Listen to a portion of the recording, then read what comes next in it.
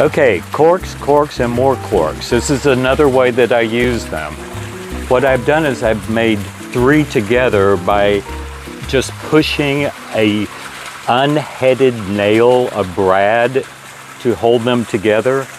And then you can stack them. And according to how much you drink and how much free time you have, you are unlimited. And then you can just keep stacking all the way up. I've done one of these walls before, and we'll show you a picture of the finished wall.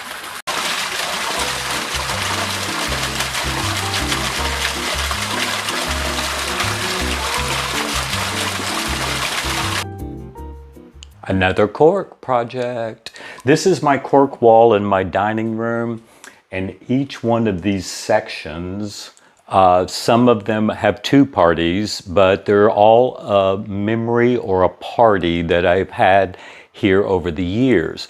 And it's pretty simple. These are all pressure mounted.